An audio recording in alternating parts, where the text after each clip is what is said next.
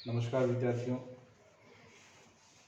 बांझपन के हार्मोनल जो कारक हैं उनके बारे में हम चर्चा कर रहे थे। तो हमने लास्ट क्लास में जैसे देखा कि एनिस्ट्रस जो कि बांझपन का एक मुख्य कारण है।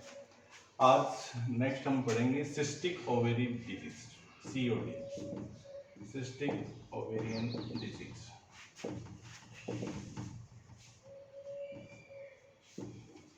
COD,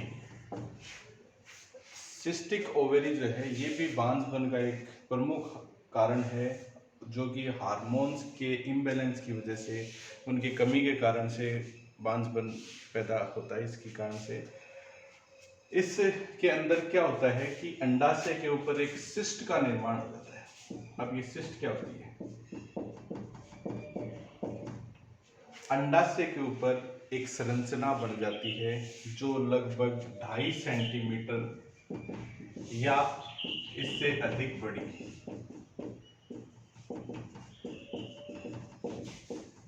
अंडाशय पे 2.5 सेंटीमीटर या इससे अधिक बड़े आकार की एक संरचना, एक उभार जो है उसका निर्माण हो जाता है। और ये जो संरचना है वो अंडाशय पे 10 दिन या इससे अधिक दिनों के लिए अंडाशय पर बनी रहती है।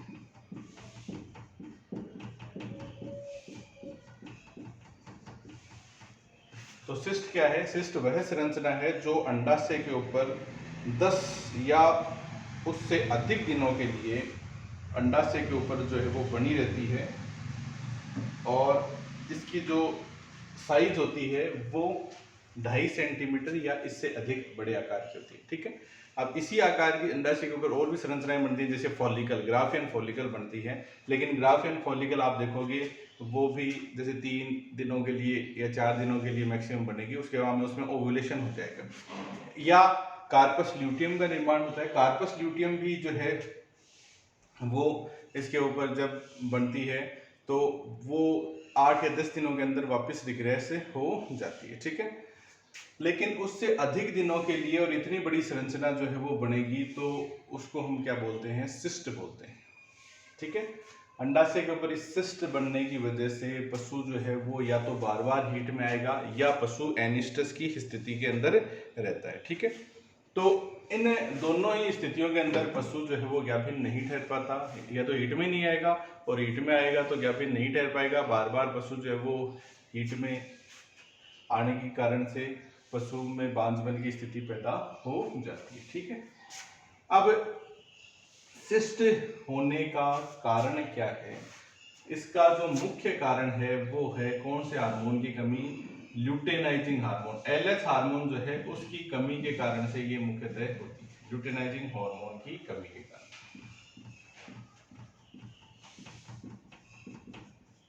सिस्ट होने का जो मुख्य कारण है वो है LH हार्मोन की कमी। LH हार्मोन की कमी के कारण से जो सिस्ट है वो अंडाशय के ऊपर बनती है। LH हार्मोन की कमी होगी तो क्या होगा? ओवुलेशन, अंडोत्सर्ग नहीं हो पाएगा, और अंडोत्सर्ग नहीं होने के कारण से या तो फॉलिकुलर सिस्ट का निर्माण हो जाता है या ल्यूटियल सिस्ट का निर्माण हो जाता है। ठीक है। तो ये आपका ल्यूटिनाइजिंग हार्मोन की कमी के कारण से सिस्ट का निर्माण होता है। और सिस्ट क्या है? 2.5 सेंटीमीटर या इससे अधिक बड़े आकार की संरचना है जो अंडाशय पे 10 से अधिक दिनों के लिए बनी हुई रहती है। ठीक है।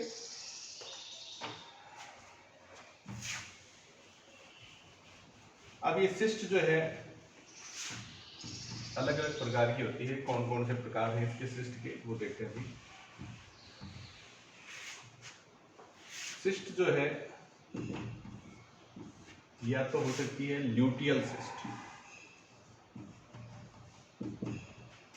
ठीक है। एक पहले पढ़ेंगे फॉलिकुलर सिस्ट, पहले इसको देखते हैं। एक तो हो सकती है फॉलिकुलर सिस्ट और दूसरी है ल्यूटियल सिस्ट।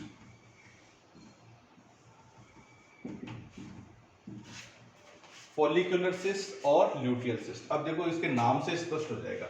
ये है अंडाशय, ठीक है। GnRH हार्मोन बना, कौन सा हार्मोन? GnRH, कहाँ पे? हाइपोथैलेमस में। उसने पीयूष ग्रंथि से हार्मोन सिक्रीट किया, कौन सा, एफएसएच, ठीक है। एफएसएच फॉलिकल के निर्माण को प्रेरित करता है। फॉलिकल बनी, ये ग्राफियन फॉलिकल बन गई, ठीक है।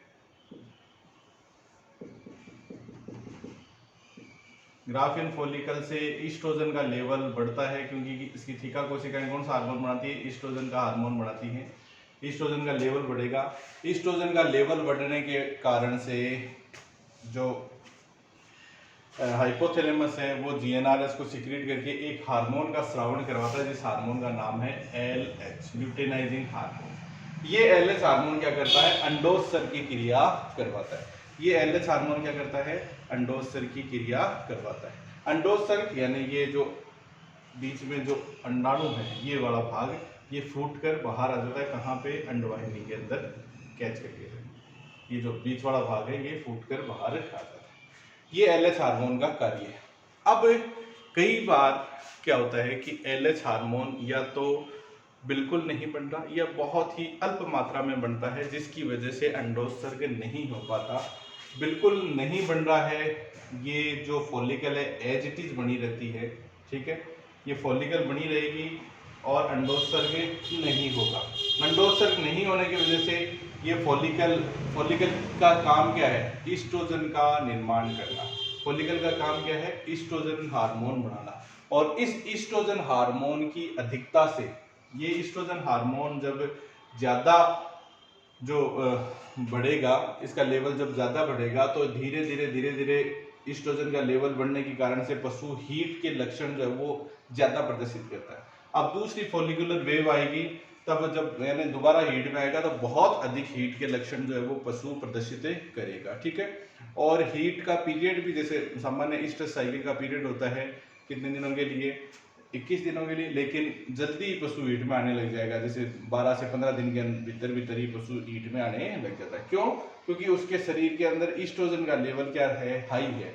दोबारा दूसरी वेव चलेगी तो और ज्यादा हाई हो जाएगी, पशु हीट के बहुत अधिक लक्षण जो है वो प्रदर्शित करता है, ठीक है। तो अब इसमें देखिए, नाम देखिए, सिस्ट कैसी है, फॉलिकल के रूप में। कैसी सिस्ट है, फॉलिकल के रूप में, फॉलिकुलर सिस्ट कहलाती है। फॉलिकल का काम क्या है, फॉलिकल का ग्राफियन फॉलिकल की थीका कोशिकाएं कौन सा हार्मोन बनाती है, ईस्ट्रोजन। फॉलिकल का काम क्या है, ईस्ट्रोजन हार्मोन का निर्माण करना। और ये ईस्ट्रोजन हार्मोन है, इसकी मात्रा जब शरीर के अंदर बढ़ जाएगी, इसकी मात्रा बढ़ जाएगी तो पशु अधिक हीट के लक्षण प्रदर्शित करने लगेगा, अधिक हीट के लक्षण प्रदर्शित करता है।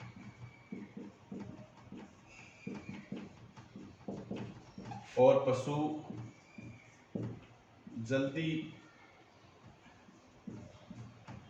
हीट में आता है। जल्दी का तात्पर्य क्या है, मतलब 21 दिन से पहले ही हीट में आ जाएगा और बार बार जो है हीट के जो है वो लक्षण जो है वो बार बार प्रदर्शित करता है। और ये स्थिति क्या कहलाती है, इसके लिए एक टर्म है जिसका नाम है निम्फोमेनिया,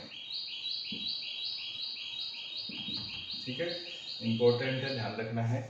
निम्फोमेनिया की कंडीशन होती है जब मादा पशु अधिक ईस्ट्रस के लक्षण दर्शाता है, बहुत अधिक हीट के लक्षण दर्शाता है, ठीक है। तो ऐसी स्थिति क्या कहलाती है, निम्फोमेनिया। तो निम्फोमेनिया कंडीशन कौन सी सिस्ट के अंदर पाई जाती है, फॉलिकुलर सिस्ट के अंदर, ध्यान रखना अपने को। निम्फोमेनिया किस सिस्ट में पाई जाती है, फॉलिकुलर सिस्ट में। निम्फोमेनिया स्थिति फॉलिकुलर सिस्ट में पाई जाती है, ठीक है। अब क्या होता है, ईस्ट्रोजन का लेवल बढ़े होने की वजह से एड्रिनल ग्रंथि के जो हार्मोन्स है, स्टीरॉयड हैं, वो सिक्रीट होने लग जाते हैं, ठीक है। और जो मादा पशु है उसमें ज़्यादा स्टीरॉयड होने की वजह से वो क्या है, उसकी जो मांसपेशियां हैं वो मांसल हो जाएंगी, ठीक है। और वो बुल की तरह अपीयरेंस दिखने लग जाते हैं, ठीक है। यदि फॉलिकुलर सिस्ट लंबे समय तक होती है, लंबे समय तक फॉलिकुलर सिस्ट होने की वजह से बुल की तरह अपीयरेंस मादा पशु की आ जाती है, मतलब कि मादा जो है वो सांड की तरह दिखाई देने लगती ही है, ठीक है। बुल अपीयरेंस से प्रदर्शित होती है मादा पशु की। तो बुल की तरह दिखाई देने लगती है। अगर मान लो जो देसी हैं तो उनमें क्या है, हम्प है वो बहुत अधिक विकसित हो जाएगा, जैसे बुल के अंदर होता है। गर्दन के ऊपर भी मांस ज्यादा आ जाता है, ठीक है। इसके अतिरिक्त क्या होता है, पूंछ का जो भाग है, पूंछ भाग ईस्ट्रोजन की वजह से जो पुट्ठी की मांसपेशियां वो थोड़ी क्या पड़ जाती हैं, ढीली पड़ जाती हैं, और इस वजह से पूंछ जो है वो ऊपर उठी हुई दिखाई देती है, ठीक है। तो ये जो लंबे समय तक यदि फॉलिकुलर सिस्ट बनी रहती है तो ऐसी स्थिति में आपको बुलर अपीयरेंस जो है मादा पशु में वो दिखाई देती है। मादा पशु सांड की तरह दिखाई देने लगता है, ठीक है। उसकी जो हम्प है वो भी बहुत अधिक बढ़ जाता है, गर्दन है वो भी बढ़ जाती है, गर्दन के ऊपर मासल हो जाती है गर्दन, और साथ ही साथ जो उसका पूंछ का भाग है, आधार भाग है, टेल हेड है, वो ऊंचा उठा हुआ दिखाई देता है, ठीक है। जिसे स्टेलिटी हम्प और स्टेलिटी हेड भी कहा जाता है, ठीक है। तो ये जो फॉलिकुलर सिस्ट में आपको लक्षण जो है वो दिखाई देने लगेगा, पशु बार बार हीट में आएगा, और 21 दिनों की बजाय जल्दी हीट में आएगा, 15, 14, 12, 13 दिन के अंदर पशु हीट में आने लग जाएगा। जब हीट में आएगा तो हीट के प्रोमिनेंट लक्षण, ज्यादा लक्षण जो है वो प्रदर्शित करता है पशु, ठीक है। तो ये फॉलिकुलर सिस्ट के अंतर्गत आपको दिखाई देता है। नाम से एक बार ध्यान रखना आपको, फॉलिकुलर सिस्ट यानी फॉलिकल ही बनी रहती है, अंडोत्सर्ग नहीं होता है, और अंडोत्सर्ग नहीं होगा, फॉलिकल बनी रहेगी तो ईस्ट्रोजन का लेवल बढ़ा हुआ रहेगा। बढ़े हुए ईस्ट्रोजन की वजह से पशु बार बार जल्दी जल्दी हीट में आएगा, और हीट के बहुत अधिक लक्षण जो है वो प्रदर्शित करता है, जिसे हम कौन सा बिहेवियर कहते हैं, निम्फोमेनिक बिहेवियर, यानी पशु निम्फोमेनिया दर्शाता है मादा पशु। और यदि फॉलिकुलर सिस्ट लंबे समय तक बनी रहती है तो ऐसी स्थिति में पशु जो है वो बुल की तरह व्यवहार, बुल की तरह दिखाई देने लगता है, ठीक है। उसकी जो बॉडी है वो बुल की तरह दिखाई देने लगती है, ठीक है, जिसको हम बुलर अपीयरेंस भी कहते हैं। तो ये स्थिति किस में आएंगी, फॉलिकुलर सिस्ट में, ठीक है। अब दूसरी स्थिति है ल्यूटियल सिस्ट। अब देखो वहां पे हमने देखा कि ग्राफियन फॉलिकल बन गई और एलएच हार्मोन बहुत ही कम मात्रा में या बिल्कुल नहीं बन रहा है वहां पे, ठीक है। और यहाँ पे क्या होता है, एलएच हार्मोन की कुछ मात्रा बन रही है, लेकिन वो मात्रा अंडोत्सर्ग नहीं करवा पाएगी, इतनी मात्रा बननी कि अंडोत्सर्ग नहीं करवा पाती। लेकिन जो थीका कोशिकाएं हैं वो किस में परिवर्तित हो जाती हैं, ल्यूटीन कोशिकाओं में। वो किस में परिवर्तित हो जाती हैं, ल्यूटीन कोशिकाओं में।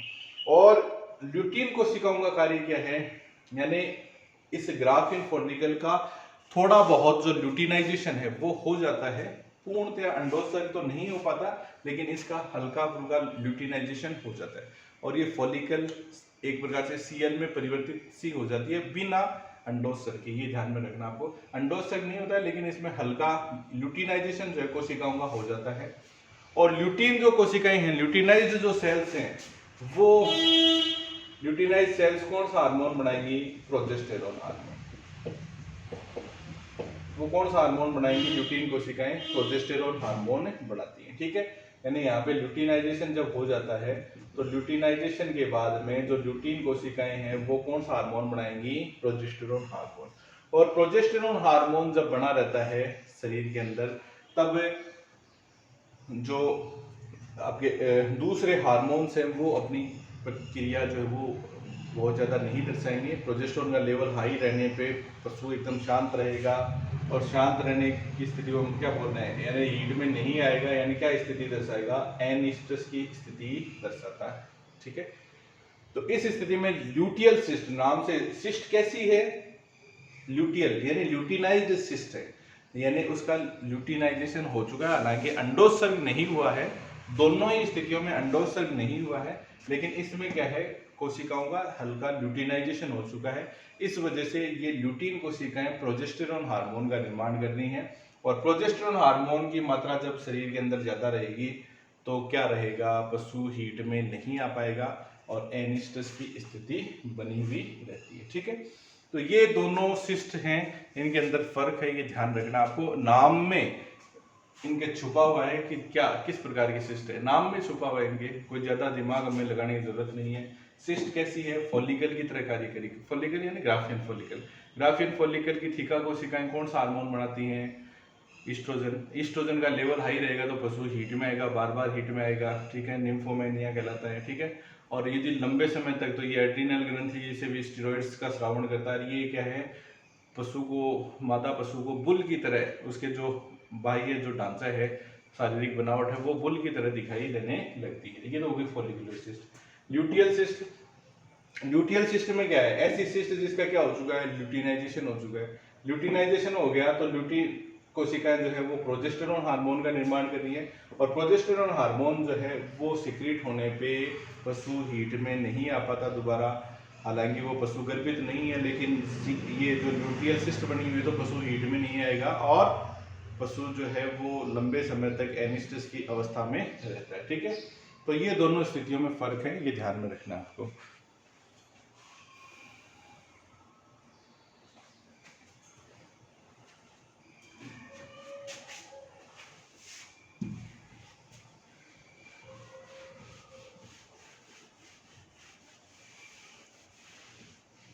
एक स्थिति होती है cystic corpora luteum, cystic CL. तो वो स्थिति क्या है, उसमें क्या है कि जो एक प्रकार से हम बोलते हैं पीसीएल की स्थिति सी बनी रहती है, यानी कार्पस ल्यूटियम बना रहता है उसमें भी। तो वो भी किसकी तरह है, ल्यूटियल सिस्ट की तरह, हालांकि उसमें अंडोत्सर्ग हुआ होता है, ठीक है। तो मुख्यतः आपको सिस्ट के बारे में इन दो का स्पेशली ध्यान रखना है, follicular cyst and second one is luteal cyst, ठीक है। तो सिस्ट जो है वह संरचना है जो 10 दिनों से ज़्यादा समय तक बनी रहेगी, ठीक है। इसके अंडाशय के ऊपर 10 से ज़्यादा दिनों तक बनी रहती है, और इसकी जो संरचना होती है वो एटलीस्ट कम से कम 2.5 सेंटीमीटर इसका व्यास होता है, या इससे अधिक बड़ी भी ये हो सकती है, ठीक है।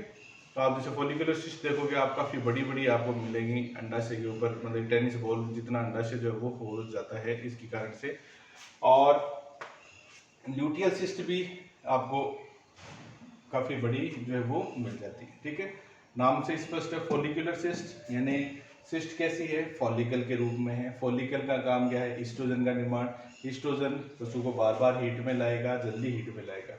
और ल्यूटियल सिस्ट है, यानी कैसी सिस्ट है, ल्यूटिनाइज्ड सिस्ट है, हालांकि अंडोत्सर्ग नहीं हुआ है, लेकिन ल्यूटिनाइजेशन जो है वो हो चुका है, और ल्यूटिनाइजेशन होने के कारण से ल्यूटीन कोशिकाएं प्रोजेस्टेरोन हार्मोन बना रही हैं, ठीक है। प्रोजेस्टेरोन हार्मोन पशु को हीट में आने नहीं दे रहा है दोबारा, ठीक है। तो ये सिस्टिक ओवेरी जो है वो कहलाती है, यानी ओवेरी के ऊपर सिस्ट का निर्माण हो जाता है। कौन सी सिस्ट है, ये आपको लक्षणों के आधार पे आपको पहचानना होता है किस प्रकार की सिस्ट है, और साथ ही साथ रेक्टल पाल्पेशन के द्वारा आप अंडाशय के ऊपर फील कर सकते हैं, ठीक है। फॉलिकल जो होगी वो एक प्रकार से फॉलिकुलर सिस्ट क्या होगी, आपके जैसे किसी फोड़े जैसा होता है, ठीक है, फफोला जैसा होता है, उस प्रकार की जो है फॉलिकल जो है वो फील की जाती है। जबकि ल्यूटिनाइज्ड जो सिस्ट होगी वो थोड़ी सी हार्ड संरचना की होगी, ठीक है। और ये फफोला के समान पिलपिली सी होगी, जबकि वो थोड़ी हार्ड संरचना होती है। लेकिन आप 10 दिन से अधिक समय के लिए आपको ये देखना है कि उससे ज़्यादा समय के लिए बनी हुई है, तभी हम उसको क्या नाम लेते हैं, सिस्ट का नाम देते हैं। अन्यथा मान लो सीएल भी बनी रहती है 10 दिनों तक अंडाशय के ऊपर, लेकिन 10 दिनों से अधिक दिनों के लिए यदि बनी रहती है तब हम उसको क्या है, सिस्ट कहते हैं। तो लक्षण हमने देख लिए, हमने देख लिया कि किस प्रकार से हम उसका डायग्नोसिस करेंगे, किसके आधार पे, लक्षणों के आधार पे, और साथ ही साथ रेक्टल पाल्पेशन के आधार पे हम डायग्नोसिस कर लेते हैं। अब हम देखते हैं उसका क्या ट्रीटमेंट क्या है, क्या उपचार हम कर सकते हैं, ठीक है। अब देखो उपचार, जैसे हमने पढ़ा इनकी पैथोफिजियोलॉजी जो हमने पढ़ी कि किस प्रकार से बन रही है और कौन से हार्मोन की कमी है। यदि वो हार्मोन हमने दे दिया तो सिंपल सी बात है, उसका उपचार हो जाएगा, ठीक है। अब देखो इसमें फॉलिकुलर सिस्ट में क्या था, फॉलिकुलर सिस्ट के अंतर्गत जो एलएच हार्मोन की कमी थी, अंडोत्सर्ग नहीं हो रहा था, तो इसमें हम एलएच हार्मोन जो है वो दे देते हैं। एलएच हार्मोन का जो इंजेक्शन है वो दे दिया जाता है, लगभग 3000 इंटरनेशनल यूनिट, ठीक है। तो ये हमें जैसे मार्केट में कोरोलोन के नाम से ये काफ़ी मिलता है, ठीक है। उसमें प्यूरिफाइड एलएच तो नहीं था, लेकिन इसके जो एनालॉग्स हैं वो होते हैं, जिसको हम एचसीजी बोलते हैं, वो होता है। तो ये एलएच हार्मोन जैसे ही देंगे अंडोत्सर्ग हो जाएगा, और अंडोत्सर्ग होने से सिस्ट जो है वो खत्म हो जाएगी। ठीक है, तो एलएच हार्मोन की बढ़ी हुई मात्रा लगभग 3000 इंटरनेशनल यूनिट ये दी जाती है, और इससे क्या होता है, अंडोत्सर्ग हो जाता है और वो सिस्ट जो है वो खत्म हो जाती है। ठीक है, एलएच की बजाय हम जीएनआरएच भी दे सकते हैं। जीएनआरएच हार्मोन है वो भी क्या है, एलएच सिक्रीट करवाएगा और ये इसको प्रोपोगेट करता है, एलएच के निर्माण को प्रोपोगेट करता है। तो ये भी दिया जा सकता है, लेकिन मुख्यतः आपको क्या है कि एलएच हार्मोन का इंजेक्शन आपको देना है। एलएच हार्मोन का इंजेक्शन जैसे ही हम देंगे क्या होगा, ओवुलेशन होगा, और ओवुलेशन होने से जो फॉलिकुलर सिस्ट है वो क्या हो जाएगी, खत्म हो जाएगी। ठीक है,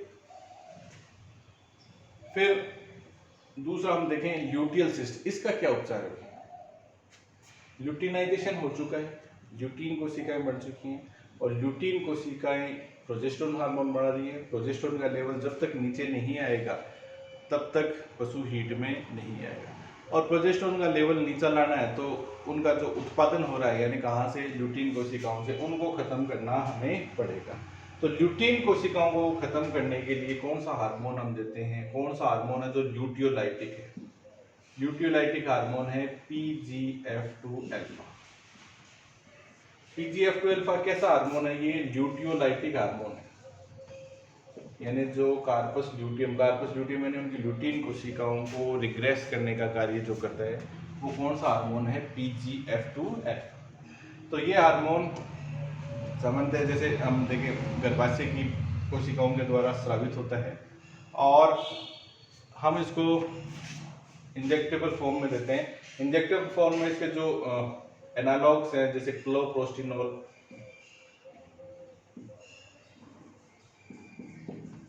डाइनोप्रोस्ट,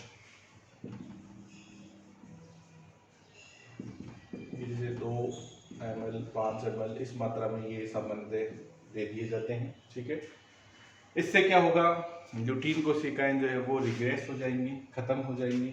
ल्यूटीन कोशिकाएं खत्म होगी तो प्रोजेस्टेरोन हार्मोन का निर्माण भी क्या हो जाएगा, कम हो जाएगा। प्रोजेस्टेरोन हार्मोन का निर्माण कम होने से क्या होगा, पशु दोबारा हीट के अंदर जो है वो आ जाएगा। जैसे प्रोजेस्टेरोन का लेवल डाउन जाता है, पशु दोबारा हीट के अंदर आ जाएगा। तो ये सिस्टिक ओवेरी जो है, फॉलिकुलर सिस्ट या आपके ल्यूटियल सिस्ट, उनका क्या उपचार संभव है, वो हमने संभवतः उपचार जो है वो देखा।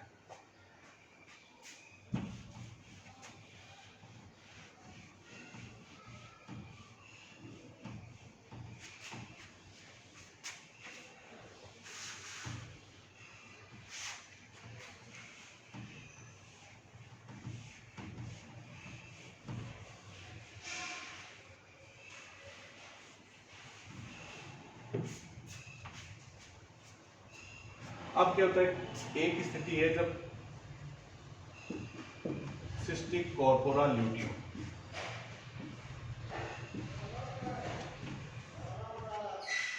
Cystic CL, cystic corpora luteum, इस स्थिति में क्या है भाई, सीएल जैसे हम देख रहे हैं कि भाई जब ईस्टस चक्र चल रहा है तो प्रोईस्टस अवस्था चालू हुई है, देखो। ठीक है, फॉलिकल का निर्माण प्रेरित हुआ है, फॉलिकल बनना चालू हो गई है, और ये बन गई ग्राफियन फॉलिकल। ठीक है, ये प्रोईस्टस अवस्था के दौरान हो गया। अब ये ग्राफियन फॉलिकल पूर्णतया विकसित हो गई। ठीक है, और अब कौन सी अवस्था आ गई, ईस्टस अवस्था। क्यों, पूर्णतया विकसित ग्राफियन फॉलिकल बहुत अधिक मात्रा में ईस्ट्रोजन का स्रावण करती है और पशु को हीट में लाने का प्रयास करती है। ठीक है, तो प्रो ईस्टस अवस्था से कहाँ आ गए, हमें ईस्टस अवस्था के अंतर्गत आ गए। यहाँ पे अंडोत्सर्ग होगा एलएच हार्मोन के प्रभाव से। ठीक है, और ये अंडोत्सर्ग होने से, फटने से यहाँ पे ब्लड बढ़ जाएगा और एक संरचना बन जाती है जिसको हम बोल रहे हैं कॉर्पस हेमरेजिकम।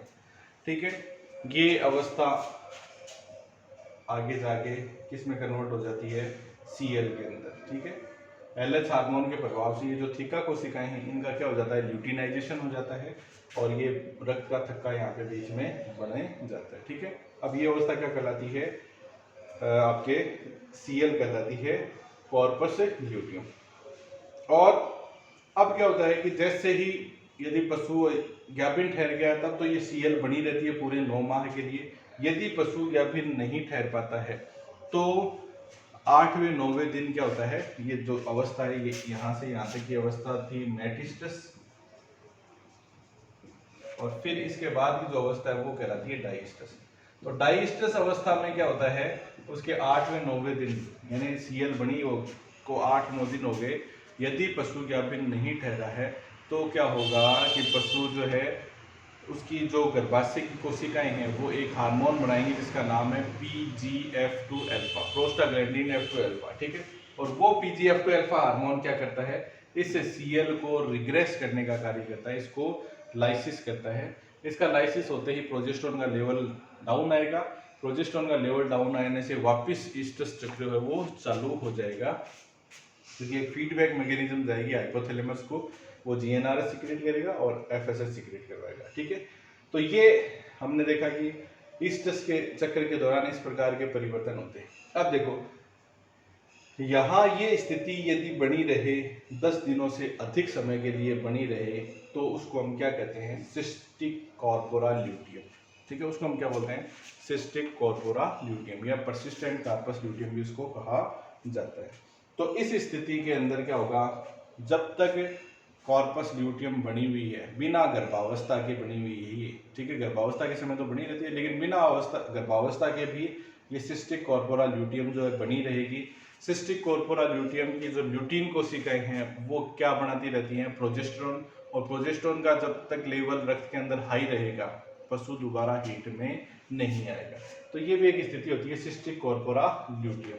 और इसके अंदर क्या हो जाता है, पशु हीट में नहीं आता यानी एनिस्टस की अवस्था में रहता है।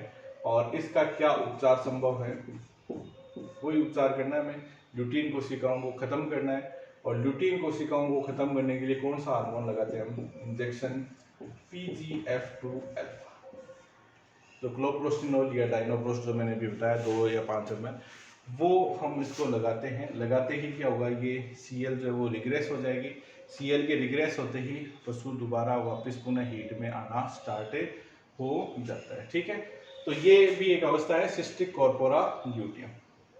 लेकिन सिस्ट में आपको दो मुख्य जो सिस्ट हैं, फॉलिकुलर सिस्ट और ल्यूटियल सिस्ट, उन्हीं के बारे में आपको ज़्यादा थोड़ा ध्यान रखना है। फॉलिकुलर सिस्ट यानी फॉलिकल की तरह कोई सिस्ट जो है वो फॉलिकल की तरह हो। और फॉलिकल का क्या काम है, अपने दिमाग में पता ही हमें कि फॉलिकल का काम है, उसकी थीका कोशिकाएं ईस्ट्रोजन हार्मोन बना रही है।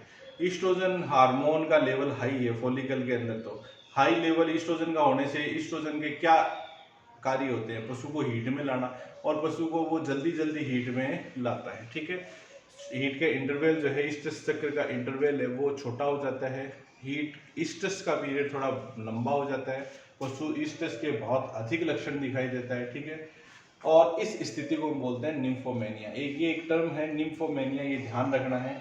निम्फोमेनिया कौन सी स्थिति में, कौन सी सिस्ट में होती है, फॉलिकुलर सिस्ट के अंदर। ठीक है, और यदि ये फॉलिकुलर सिस्ट बहुत लंबे समय तक बनी रहेगी तो ये एड्रिनल ग्रंथि के ऊपर एड्रिनल विरिलिज्म पैदा करती है, और उस वजह से क्या होता है, पशु मादा पशु जो है वो बुल की तरह दिखाई देने लगता है, बुलर अपीयरेंस उसकी जो है वो हो जाती है। उसका जो हम्प है वो काफ़ी बड़ा हो जाता है, जिसे हम स्टेलिटी हम्प भी कहते हैं। उसकी जो गर्दन है वो भी काफ़ी मोटी हो जाती है, जैसे बुल के अंदर होती है। पूंछ का जो हेड भाग है, टेल हेड है, वो थोड़ा ऊंचा उठा हुआ दिखाई देना है। पूंछ के दोनों ओर, जैसे प्रसव के समय होता है, पूंछ के दोनों ओर गड्ढे और पूंछ का भाग ऊपर उठा हुआ दिखाई देता है, वैसी स्थिति जो है वो उसके अंदर आपको दिखाई देगी। और दूसरी जो सिस्ट है वो है ल्यूटियल सिस्ट, यानी उनमें कोशिकाओं का क्या हो जाता है, ल्यूटिनाइजेशन हो जाता है। ठीक है, और ल्यूटिनाइजेशन होने के फलस्वरूप पशु जो है वो प्रोजेस्टेरोन का निर्माण होता है उसके अंदर, और पशु हीट नहीं आ पाता, पशु हीट में नहीं आ पाएगा, एनिस्टस की स्थिति इनके अंदर रहती है। ठीक है, फॉलिकुलर सिस्ट का उपचार तो क्या है, LH हार्मोन का इंजेक्शन लगाना है, और ल्यूटियल सिस्ट का उपचार क्या है, PGF2 अल्फा का इंजेक्शन आपको लगना है। ठीक है, तो ये आपको लक्षणों के आधार पे और साथ ही साथ आप अपने मैनुअल रेक्टल पाल्पेशन आप करते हैं, ओवेरी को फील करते हैं, वहाँ पे आपको पता लग जाएगी समझते हैं। ठीक है, धन्यवाद दोस्तों।